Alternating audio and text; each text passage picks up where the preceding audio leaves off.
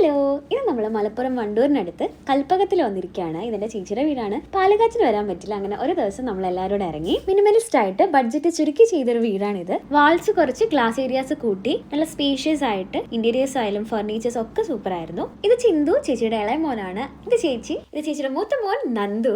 നമ്മൾ എല്ലാവരുടെ റെഡി ആയിട്ട് പുറത്തുനിന്ന് കറങ്ങിയിട്ട് വരാമെന്ന് വിചാരിച്ചു. അങ്ങനെ എല്ലാവരും റെഡിയായി. നമ്മൾ 2-3 കാറിലായിട്ടാണ് പോയത്. ആദ്യം നമ്മൾ നിലമ്പൂരുള്ള കരിമ്പുഴ വൈൽഡ് ലൈഫ് സാഞ്ചുറിയിലാണ് പോയത്. നമ്മൾ അവിടെ എത്തി ടിക്കറ്റ് ഒക്കെ എടുത്തു. അകത്തേക്ക് കയറുന്ന വണ്ടികൾക്ക് നമ്മൾ ടിക്കറ്റ് എടുക്കണമായിരുന്നു. നമ്മൾ അതും എടുത്ത് അകത്തേക്ക് കയറി. മലപ്പുറം ജില്ലയിലെ നിലമ്പൂരാണ് ഈ വന്യജീവി സങ്കേതം സ്ഥിതി ചെയ്യുന്നത്. അതുകൊണ്ട് തന്നെ നമുക്കറിയാം നിലമ്പൂർ എന്ന് പറയുന്നത് തേക്കുകളുടെ നാടാണ്. അങ്ങനെ തേക്ക് മരങ്ങളുടെ ഭംഗിയൊക്കെ കണ്ടുകൊണ്ട് നമ്മൾ യാത്ര തുടർന്നു. ശേഷം ഒരു പോയിന്റിൽ നമുക്ക് വണ്ടി പാർക്ക് ചെയ്തിട്ട് ബാക്കി നടന്നേ കാണാൻ പറ്റത്തുള്ളായിരുന്നു. കേരളത്തിലെ തന്നെ 18ാമത്തെ വന്യജീവി സങ്കേതമാണ് മലപ്പുറം ജില്ലയിലെ ആദ്യത്തെ വന്യജീവി സങ്കേതവും. നിത്യഹരിത വനങ്ങൾ, ചോലവനങ്ങൾ, ഇലപൊഴിയും വനങ്ങൾ, അങ്ങനെ 7 തരം വനമേഖലകൾ ഉൾക്കൊള്ളുന്ന ഒരു വന്യജീവി സങ്കേതം കൂടിയാണ് എന്നുള്ളൊരു സവിശേഷതയും ഈ വന്യജീവി സങ്കേതത്തിനുണ്ട്.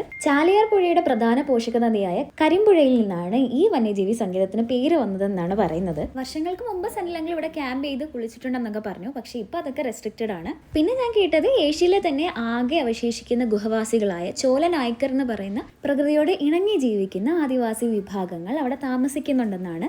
നമ്മൾ പക്ഷെ അവരെ കാണുകയും ചെയ്തു. അത് പക്ഷെ ഒരു കൗതുകമായിരുന്നു, അവരെ കാണാൻ പറ്റി. പിന്നെ നമ്മൾ അവിടെ കണ്ട ചരിത്രപ്രധാന സ്മാരകമാണ് ഡൗസൺസ് ടോംബ്. ബ്രിട്ടീഷ് ഇന്ത്യയുടെ കാലത്ത് നിലമ്പൂർ കാടുകളിൽ സേവനം അനുഷ്ഠിച്ചിരുന്ന ഒരു ഫോറസ്റ്റ് എഞ്ചിനീയർ ആയിരുന്നു ഡൗസൺ. അങ്ങനെ ഒരു നാൾ അദ്ദേഹം പുഴയിൽ നീന്തുന്നതിനിടയ്ക്ക് മുങ്ങി മരിക്കുകയാണ് ഉണ്ടായത്. ഈ കാടും പുഴകളും അദ്ദേഹം ജീവന തുല്യം സ്നേഹിച്ചിരുന്നു. അതുകൊണ്ട് തന്നെ അദ്ദേഹത്തിന്റെ കല്ലറ ഇവിടെ തന്നെ സ്ഥാപിച്ചു. കരിമ്പുഴയ്ക്ക് കുറുകെയുള്ള ഈ പാലവും അദ്ദേഹം തന്നെ നിർമ്മിച്ചതാണ്. ഇവിടെ നിന്ന് കാണുന്നത് നീലഗിരി മലനിരകൾ എന്നാണ് പറയുന്നത്. അങ്ങനെ കാഴ്ചകളൊക്കെ കണ്ട് നമ്മൾ പതുക്കെ തിരിച്ചു നടന്നു. റീസെന്റ് അവിടെ സംഭവിച്ച ഒരു അപകടത്തെ പറ്റി ആ ഫോറസ്റ്റ് ഗാർഡ് പറയുമായിരുന്നു. അങ്ങനെ നടന്ന് തിരിച്ചു വന്നപ്പോഴത്തേനും ഒരു കോഫി ഷോപ്പ് കണ്ടു. നമ്മൾ അങ്ങനെ അവിടെ കയറി. അങ്ങനെ അമ്മ എക്സ്പ്രഷനൊക്കെ വാരി വിതറാണ്. അതിനുശേഷം എല്ലാവരും ചായയും കോഫിയും ഐസ്ക്രീമും ഒക്കെ കഴിച്ചു. കുറച്ച് റെസ്റ്റ് എടുത്തു. അപ്പോഴത്തേനും പപ്പയുടെ റിട്ടയർമെന്റ് ലൈഫിന് മുന്നേ ഉള്ള കാര്യങ്ങളൊക്കെ അവരോട്ട് പറയാറ്. ഇറങ്ങാറായപ്പോഴത്തേനും അമ്മയെ കാണുന്നില്ല. അമ്മ അവിടെ തേക്ക് മരങ്ങൾക്കിടയിൽ നിന്ന് സെൽഫി എടുക്കുമായിരുന്നു. അങ്ങനെ നമ്മൾ അവിടെ നിന്ന് തിരിച്ചു.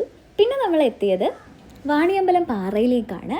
വൈകുന്നേരം പോയതുകൊണ്ട് തന്നെ അധികം വെയിലില്ലായിരുന്നു, പക്ഷെ നല്ല കാറ്റുണ്ടായിരുന്നു. ഇവിടെ തന്നെ ത്രിപുര സുന്ദരി ദേവി ക്ഷേത്രമുണ്ട്. അവിടെ നിന്നുള്ള കാഴ്ചകൾ വളരെ മനോഹരമാണ്. അങ്ങനെ നമ്മൾ കുറച്ചു നേരം അവിടെ സ്പെൻഡ് ചെയ്തു. കുറച്ച് ഫോട്ടോസ് ഒക്കെ എടുത്തു. ഇത് വാണിയമ്പലം റെയിൽവേ സ്റ്റേഷൻ. ആ പാറയുടെ മുകളിൽ നിന്നുള്ളൊരു വ്യൂ ആണിത്.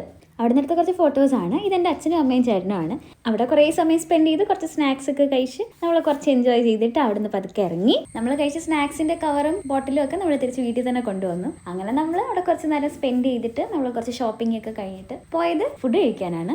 വണ്ടൂർ തന്നെയുള്ളൊരു വെജ് റെസ്റ്റോറൻറ്റിലായിരുന്നു പോയത്. നല്ല വിശപ്പുണ്ടായിരുന്നു. അങ്ങനെ നമ്മൾ അവിടെ വെറൈറ്റീസ് ഓഫ് ദോശ കിട്ടും എന്ന് പറഞ്ഞു. പനീർ ദോശ, ബട്ടർ ദോശ, മസാല ദോശ, നെയ് റോസ്റ്റ്, അങ്ങനെ ഡിഫറെൻറ്റ് വെറൈറ്റീസ് ഓഫ് ദോശ നമ്മൾ ഓർഡർ ചെയ്തു. എല്ലാവരും പല പല ദോശകളൊക്കെ ഓർഡർ ചെയ്ത് നമ്മൾ എല്ലാവരോടും അങ്ങോട്ടും ഇങ്ങോട്ടും ടേസ്റ്റ് ചെയ്തു. നല്ലൊരു ഡേ സ്പെൻഡ് ചെയ്തു. പിറ്റേ ദിവസം നമ്മൾ അവിടെ നിന്ന് എല്ലാവരോടും യാത്ര പറഞ്ഞ് അവിടെ നിന്ന് ഇറങ്ങി. അപ്പോൾ അത്രയേ ഉള്ളൂ. ചേട്ടാ, ബൈ ബൈ.